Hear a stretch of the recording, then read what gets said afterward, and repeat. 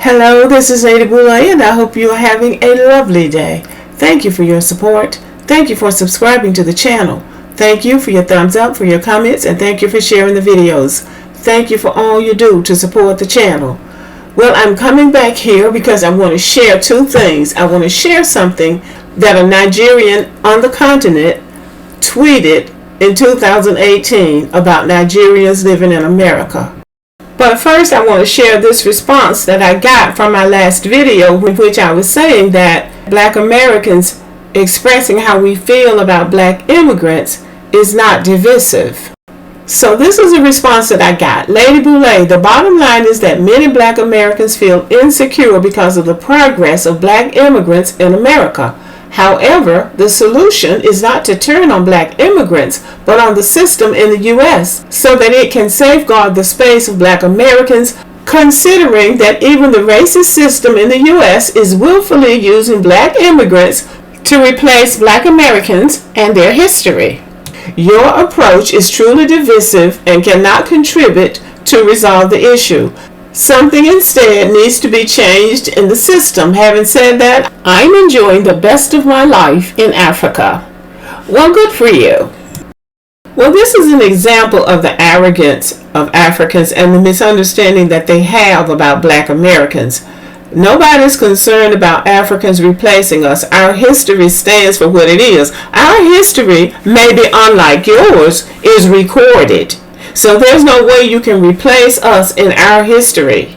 And why would that even be on your mind? Why are you thinking about replacing us in our history? Why aren't you telling your history? We would love to know what your history has been for the last 400 years.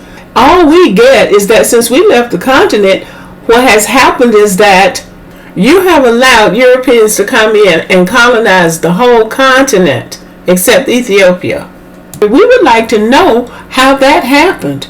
We know our history, and you can't replace us in our history, but we would love to know your history.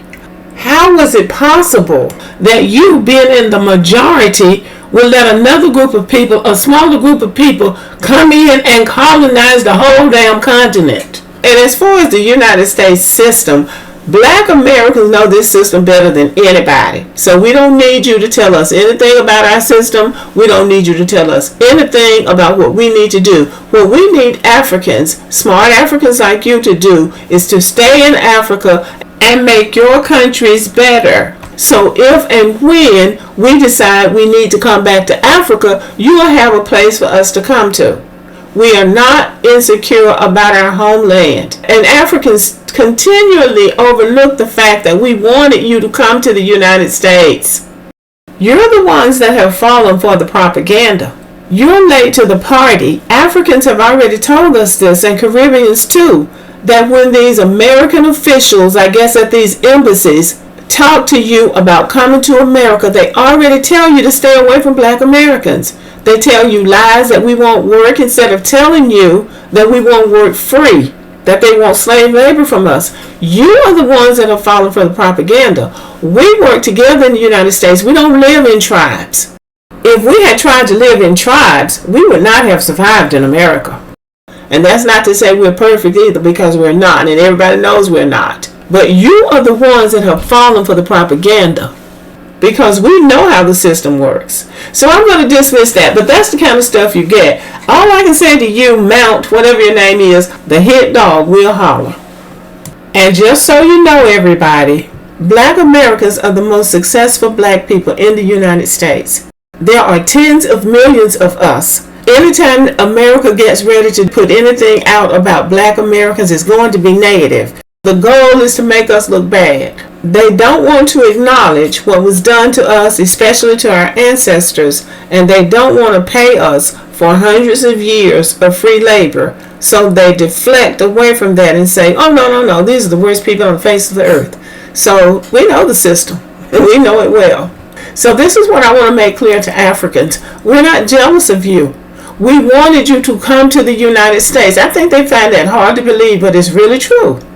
And when Africans, when you first started coming here, we were proud because Africans showed Americans, because they were running around here saying Black people couldn't learn. They were saying you couldn't learn anything. Africans. We have heard just as many negative stereotypes about you as you've heard about us. It's just that we know not to believe everything people say. So you've had a double dose of indoctrination against us. You have admitted that your parents have talked negatively about Black Americans. Some Africans who really get it somehow made it through the United States Embassy and resisted their propaganda because they're the ones who actually want to assimilate with Black Americans.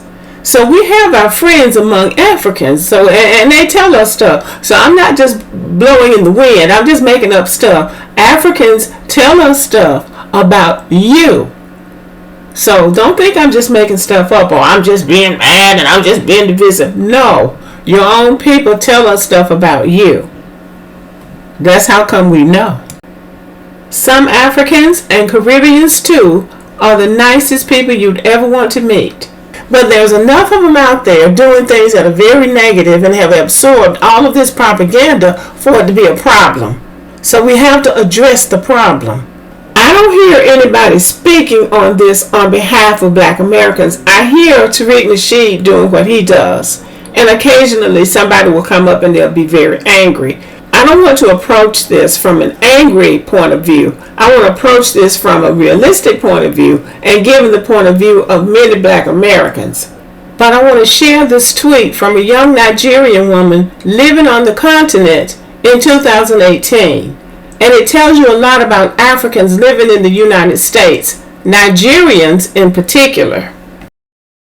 Nigerians in bleak houses in America, their lives deadened by work, nursing their careful savings throughout the year so that they could visit home in December for a week, when they would arrive bearing suitcases of shoes and clothes and cheap watches, and in the eyes of their relatives, brightly burnished images of themselves. Afterwards, they would return to America to fight on the internet over their mythologies of home. At least online, they could ignore the awareness of how inconsequential they had become. Now that's what a Nigerian on the continent wrote back in 2018. Apparently they go home in December. And she says they're basically like, but pretty much like Black people used to do years ago when they would go to big cities, New York and Los Angeles and Chicago and places like that, and come back to the South bragging about how successful they were when they were coming down here and rented cars and bringing old clothes they had gotten from Goodwill. But then when they got ready to leave, they gonna load up their trunks with everything they could beg, borrow, and steal down in the South before they go back to Chicago, because they weren't living, in some cases, some of them were just living in a room somewhere or living in the hood and making nothing. But they wanted everybody at home to think that they were being so successful. So we understand it. We have a lot in common. It's not like we're strangers. In truth, we're really not. We have a lot of things in common with each other. But what we have to understand is that we have to learn how to respect each other. Now that's what I'm saying. I don't get on this internet screaming and yelling and saying a whole lot of negative things about anybody. Not only my own people, but I don't do it about anybody. I will point out what I see is an issue, but I don't come on here bragging about what we got, because Black Americans are the most successful Black people in the world, person for person. And I know there are a lot of wealthy Nigerians, but Nigeria is one of the poorest countries in the world, and poverty in the United States is not the same as poverty in Nigeria. I regret we had to come through this slave system. I can see myself chilling in a village in Africa being just as happy with my husband and children. But that's not my journey. This is the journey we had to take. And we've taken this journey. I have no desire to be disrespectful to anybody. But we have to set a baseline of respect. And then we all need to abide by that. That's all I'm saying. Okay, y'all. I just wanted to share that because I'm getting pushback from Africans. It's always the Africans, but that's good. That's good. That's communication, and that's needed too. So we can keep it going. But again, we have to establish a baseline of respect. That is the only way that we're going to be able to unite and look at the world as a group, because we're all in the same matrix, and that's a fact. And the very last thing for my Black American family, when immigrants come to you with these trick questions like, how many languages do you speak? Well, you can have two answers. You can have an intelligent answer and say, in America, they teach us that we don't need to know how to speak but one language. We don't have to speak anybody else's language. They have to speak ours. But that's pretty much what they tell us in America. So we speak one language. Or you could come up with another, insulting answer and say, I speak 5 languages: English, boo-boo, poo-poo, doo-doo, and cuckoo. You can do something like that because it's stupid. Because they're just they don't go to white people saying stuff like that. They come to Black Americans saying stuff like that, trying to make you feel like something you're missing, or they have something you don't have, or ask you where's your homeland. My homeland is in New Jersey.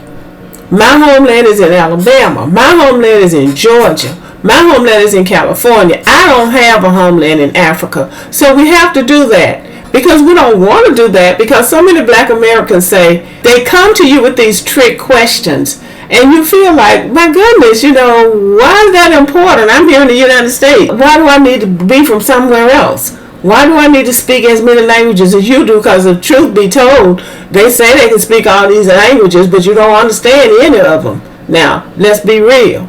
But anyway, you can be respectful, or you can be a smart ass like they are. You decide. Okay, y'all, let me know what you think about the video. Thanks for watching. Subscribe to the channel, give me a thumbs up, leave a comment, share the video, and as always, have a great day.